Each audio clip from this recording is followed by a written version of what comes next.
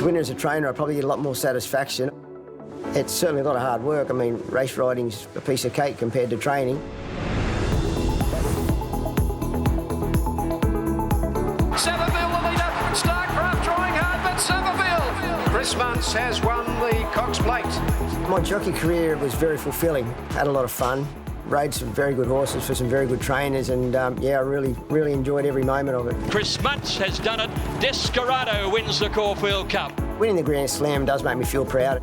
When I was able to fulfil the last leg for Gay on Desperado, it was a great thrill. It was her first Caulfield Cup. Chris gave him a perfect ride for today. Oh, well, I knew Chris would be the right man, and he knows how to ride my horses. Anyway, now it's all history. Really, it was just very satisfying. You know, every jockey wants to win a Melbourne Cup. To win it on Jezebel was an enormous thrill. All the Group 1s, even the Golden Slippers on Prowl.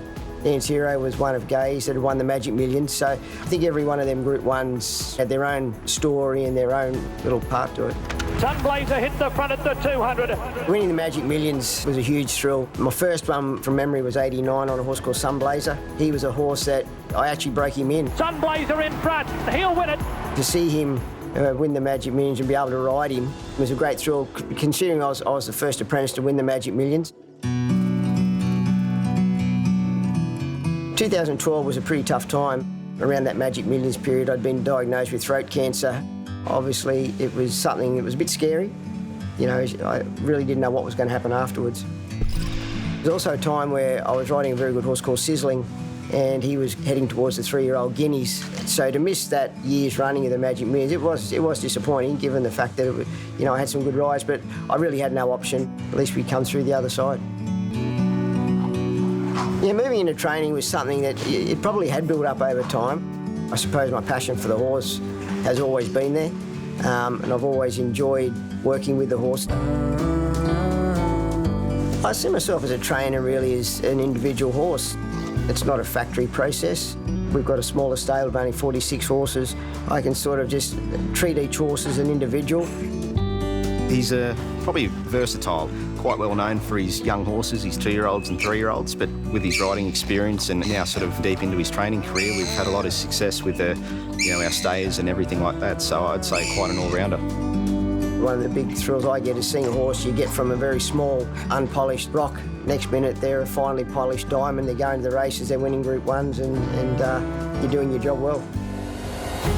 Loisapan taking over near the line, and Loisapan from the Touch Tiara.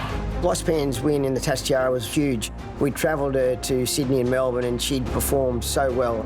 And then she came back, and by the time we'd sort of got to that Touch Tiara, she was really in peak form and was flying. It's a ride of a lifetime with a mare like her. I'm just so overwhelmed at the moment. I think the 2-year-old race, that's the next bucket list item. To say we've got a glimmer of hope there. The 2-year-old Magic Millions, I suppose it's Queensland equivalent to the Golden Slipper. It's a great race, and it always has been, always will be. Poster Girl is an extremely talented galloper. She was very impressive her first start in the race, beating a short price favourite. She's a filly that really surprised me to be racing this early. I thought she'd be more a 3-year-old type. The Magic Millions 2024 would be a great race to win. To have a runner, let alone be able to win it, is a huge thrill for us trainers up here, and hopefully we can get there in January 13.